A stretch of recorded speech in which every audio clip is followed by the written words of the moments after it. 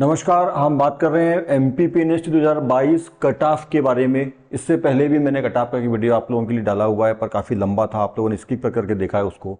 ये मैं short video डाल रहा हूँ, बिल्कुल एक्चुअल डाटास को लेकर के मैं ये वीडियो कट ऑफ जो है मैंने निकाला हुआ है। ठीक है, बहुत सारी रिसर्च और बहुत सारे लोगों से बात करने के बाद, ठीक है, यूट्यूब पर और वेबसाइट पीईबी पर और पिछले जो सालों के 3 से 4 साल के जो है कटाप का एनालाइज कर करके मैंने जो है ये कटाप निकाला हुआ है। ठीक है, तो ये कटाप बिल्कुल 99% आप समझ लीजिए जो है 99% यही कटाप बिल्कुल होने वाला है आपका। ठीक है, 99% यही कटाप बिल्कुल होगा। समझ लीजिए 1% जो है थोड़ा इधर उधर हो सकता है। बिल्कुल ये कटाफ है, देख लीजिए। ये जो कटाफ है, यानी ये जो एग्ज़ाम हुआ है पीएनएसटी का, ठीक है, पीएनएसटी बीएससी नर्सिंग की ट्रेनिंग के लिए एग्ज़ाम हुआ है। इससे सीधे आपको गवर्नमेंट जॉब मिलेगी, चाहे आप डीएमई यानी मेडिकल ऑटोनोमस कॉलेज में एडमिशन आपका ट्रेनिंग होती है, चाहे आप हेल्थ मतलब हॉस्पिटल्स कॉलेज में जो है आपकी ट्रेनिंग होती है। 1315 सीट पर ये सिलेक्शन हो सकते हैं। फिलहाल जो है डीएमई 810 सीटों पर आपकी काउंसलिंग और रिजल्ट आने हैं। ठीक है, काउंसलिंग जब स्टार्ट होगी, रिजल्ट जब आएगा 15 नवंबर के बाद, जब काउंसलिंग स्टार्ट होगी तभी हमें मालूम होगा कि ये डीएमई की काउंसलिंग तो बिल्कुल होना है, डीएमई की तो होना ही 810 सीटों पर डीएचएस की भी काउंसलिंग उसी से होगी या डीएचएस के अलग से फॉर्म आएंगे। क्या स्थिति बनती है वो काउंसलिंग स्टार्ट होने के पहले, रिजल्ट के बाद में, काउंसलिंग स्टार्ट होने के पहले 7 दिनों के अंदर हमको मालूम होने वाला है। ठीक है, तो यदि आपका अभी जो मैंने कट ऑफ निकाला हुआ है वो केवल 810 सीटों के लिए निकाला हुआ है ना। इसमें यदि मान लीजिए 540 सीट जो है डीएचएस की बढ़ जाती है, टोटल 1350 सीटों पे यदि काउंसलिंग होती है, तो फिर ये कट ऑफ और भी नीचे आएगा। ये बिल्कुल तय है, कट ऑफ बिल्कुल यही रहने वाला है। आप ये मत समझिए कि 80 नंबर के ऊपर कट ऑफ जाएगा, बिल्कुल नहीं है। 90 के ऊपर भी जाएगा, बिल्कुल नहीं है। 80 90 नंबर लाने वाले जो कैंडिडेट हैं, लड़कियां हैं, ये बहुत कम है। ज़्यादातर जो नंबर हैं एवरेज नंबर रहे हैं, 50 से 70 के बीच में नंबर हैं। 70 के ऊपर बहुत कम लोगों के नंबर हैं, गिने चुने लोगों के नंबर है। 1350 सीट में 300 लोगों के नंबर होंगे, 1000 लोगों के नंबर, 1050 लोगों के नंबर इसके बीच में ही है। तो सिलेक्शन आप लोगों का जो कट ऑफ जो है वो कम जाएगा। काफ़ी सारे लोगों ने एग्जाम दिया, लगभग 80,000 लोगों ने लगभग एग्जाम दिया। थोड़ा मोड़ा कम ज़्यादा हो सकता है। और 10 शिफ्ट में एग्जाम हुआ है, काफ़ी पेपर टफ आया है और काफ़ी बिल्कुल पेपर की धज्जियाँ उड़ गई है। पेपर बिल्कुल अच्छी तरीके से नहीं आया, जैसा अरेंज पेपर आता था पहले फिजिक्स केमिस्ट्री जूलॉजी बॉटनी और इंग्लिश का, वैसा नहीं आया है। ठीक है, नीट लेवल का पेपर आया था।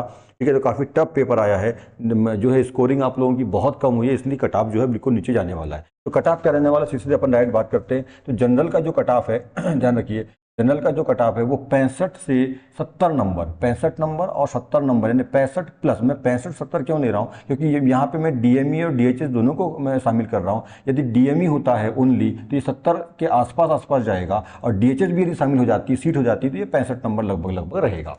ठीक है, डीएचएस और डीएमई आप लोगों को पता है, डीएचएस जो है ये फ्री सीट है, इसमें फ्री एडमिशन होते हैं, मतलब फीस नहीं लगती है। और इसमें 28,000 रुपये साल भर की फीस लगती है, जिसमें 25,000 रुपये आपकी एडमिशन फीस है, 6,000 रुपये हॉस्टल का है, 1,000 रुपये कंप्यूटर की फीस है और 1,000 रुपये आपकी काउंसलिंग की ना। ऐसा ये 28,000 रुपये यहाँ पे आपको लगने वाले हैं। तो 28,000 रुपये लगेंगे और आपको इसमें स्कॉलरशिप मिल जाने वाली है, या जिसको अपन स्टाइफंड बोलते हैं, स्टाइफंड है ना। स्टाइफंड आपको मिल जाएगा कितना, 3500 रुपये पर मंथ। 3500 रुपये पर मंथ का आपको जो है स्टाइफंड मिल जाता है। यदि 3500 रुपये पर मंथ के हिसाब से अपन काउंट करें तो एक साल का 22,000 रुपये स्टाइफंड आपको मिल जाएगा। एक तरह से पेमेंट आप इसको बोल सकते हैं, ट्रेनिंग के दौरान पेमेंट आप इसको बोल सकते हैं, ये मिल जाता है। और फीस आपको जमा करनी 2800 रुपये। बस फर्स्ट ईयर में आपको दिक्कत जाएगी, क्योंकि ये जो स्टाइफंड मिलता है हर महीने नहीं मिलता है, साल भर का एक साथ मिलता है शायद। ठीक है, ब्याज जाइए साल भर में 2 बार या 1 बार ऐसा इकट्ठे 22,000 रुपये आपके अकाउंट में आ जाएगा। तो शुरुआती वाले जो ईयर है उसी में दिक्कत जाती है। अब शुरुआत वाले ईयर में आपको जो 28,000 रुपये एक साथ देना पड़ेगा काउंसलिंग जब आप एडमिशन लेते हो कॉलेज में तब। ठीक है, उसके बाद तो जो फिर फर्स्ट ईयर की आप लोगों की 22,000 रुपये आ जाएगी, तो वो सेकंड साल में आपको काम आ जाएगा। और 14,000 रुपये बच भी यार, 28 जमा करोगे 14 बच जाता है आपके पास, तो वो सारे बाकी खर्चों के लिए काम आ जाएंगे, है ना। थर्ड ईयर में भी ऐसे होगा और फोर्थ ईयर में भी ऐसे। 4 साल का ट्रेनिंग प्रोग्राम है ये, लगभग पूरा जो है एग्जाम लेकर के 5 साल तक जाता है। और एक बात यहाँ समझ लें, आप डीएमई कॉलेज में ट्रेनिंग कर रहे हैं चाहे डीएचएस कॉलेज में ट्रेनिंग कर रहे हैं, दोनों से सीधे गवर्नमेंट जॉब लगती है 4 साल की ट्रेनिंग के बाद। जैसी 4 साल की ट्रेनिंग आपकी खत्म हो जाती है, सीधे आपकी पोस्टिंग होती है गवर्नमेंट जॉब के लिए। ठीक है, ये आप अच्छे से समझ लीजिए। ठीक है, कई लोगों की ख्वाहिश आ रही है, सर ये डीएचएस डीएमई से यदि हम करेंगे तो क्या हमको नौकरी लगने के लिए फिर से कॉम्पिटिशन एग्जाम देना पड़ेगा? तो बिल्कुल ऐसा नहीं है। डीएचएस और डीएमई ये पीएनएसटी का जो आपने एग्जाम निकाला है, पीएनएसटी के थ्रू यदि आप बीएससी नर्सिंग कोर्स कर रहे हैं, ट्रेनिंग कर रहे हैं, तो आप सीधे गवर्नमेंट जॉब में लग चुके हैं, ये बात समझ लीजिए।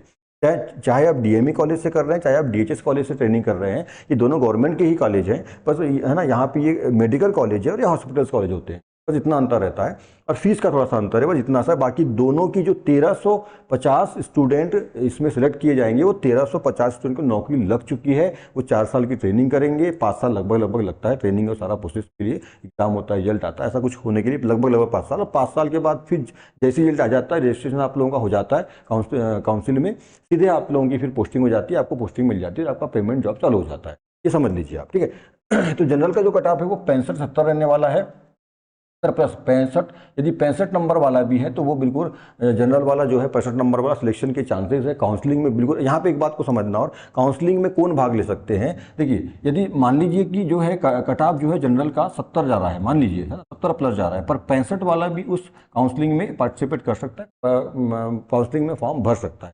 काउंसलिंग कैसे होगी, क्या क्या प्रोसेस होती है काउंसलिंग की, और कैसा क्या करना है ताकि आप लोगों से कोई गलती ना हो, तो इसका मैं इसके बाद जो है नेक्स्ट वीडियो बनाने वाला हूँ। इस वीडियो को बिना स्किप किए ध्यान से देखिए, ठीक है, ध्यान से समझ लीजिए। और यदि आपको वीडियो अच्छा लगता है, जानकारी आपको अच्छी लगती है, आपके लिए बेनिफिशियल होता है, तो आज आप हमारे चैनल को आल बटन के साथ बेल आइकन जो है, जो लाल सब्सक्राइब का बटन है उसको सफ़ेद कर दीजिए, काला कर दीजिए, ठीक है। और कमेंट करिए, लाइक करिए। यदि आपको कोई प्रॉब्लम है तो कमेंट करिए, हम आपको रिप्लाई करेंगे, ठीक है। जो भी आपकी समस्या है, क्वेरीज है, आपका डाउट्स है, उसको क्लियर करने का ट्राई करेंगे, कोशिश करेंगे, ठीक है। तो जो है जो कट ऑफ मतलब सिलेक्शन होना एक अलग मैटर है, और काउंसलिंग में डालना अलग मैटर है। काउंसलिंग में फॉर्म डालना है तो आपको 5 से 7 नंबर नीचे वाला ही फॉर्म डाल सकता है काउंसलिंग में। फिर काउंसलिंग में जो आपका जो लिस्ट आता है, मतलब फाइनल लिस्ट आती है, उसमें नाम आता है नहीं आता, वो बात का मैटर है, पर काउंसलिंग आप कम वाले भी कर सकते हैं, ठीक है। तो मैंने यहाँ काउंसलिंग और सारी चीज़ों को यहाँ पे ध्यान में रख करके ये चीज़ें रखी है। तो जो है 65 नंबर के ऊपर यदि जनरल का है तो उसके 99% चांस है इसका सिलेक्शन हो जाएगा, ठीक है। अब वो डीएमई कॉलेज में मिलेगा, डीएचएस कॉलेज में मिलेगा, ये बात अलग है, ठीक है। ज़्यादा नंबर रहेंगे तो आपको डीएचएस कॉलेज मिल जाएगा, कम नंबर रहेंगे तो आपको डीएमई कॉलेज मिल जाएगा। पर 65 से ऊपर 99% चांस है, जनरल वाला कैंडिडेट 65 के ऊपर यदि है, लड़की है, ठीक है, तो उसका चांस है बिल्कुल वो काउंसलिंग में भाग लेंगे, सिलेक्शन उसके हो सकता है। ईडब्ल्यूएस और ओबीसी का लगभग इक्वल है, ध्यान रखिएगा, 60 से 65, 60 से 65 जो है ना। यदि 60 नंबर से ऊपर यदि है, या 65+, 60 से 65, 65+, यदि 65+ है ओबीसी और ईडब्ल्यूएस, तो श्योर है उसका सिलेक्शन बिल्कुल तय है। यदि 60 है तो अब डिपेंड करेगा कि नॉर्मलाइजेशन का प्रोसेस में उसका नंबर बढ़ता या घटता है, ठीक है, ये डिपेंड करेगा। इसलिए मैं 60 से 65 है ना। यहाँ पे ध्यान रखिए कि ये वाले जो नंबर वाले हैं, ये नंबर वाले जो है, ध्यान रखिए, जनरल में 70 के ऊपर है, श्योर सिलेक्शन है। ईडब्ल्यूएस और ओबीसी में 65 के ऊपर है, श्योर सिलेक्शन है। एससी और एसटी में 60 और एसटी जो है 60 के ऊपर है, और एसटी जो है 55 के ऊपर है, तो लगभग 99% श्योर सिलेक्शन के चांस है आपके। मैंने जो 5 नंबर नीचे लिए हैं, ये नॉर्मलाइजेशन के चक्कर में लिए हैं। और डीएचएस की भी यदि सीट बढ़ती है, मान लीजिए डीएचएस की सीट बढ़ती है, नॉर्मलाइजेशन में आपके नंबर बढ़ते हैं, तो ये भी उसके अंदर आ जाएंगे, और इनके भी सिलेक्शन श्योर होने के चांसेस हैं।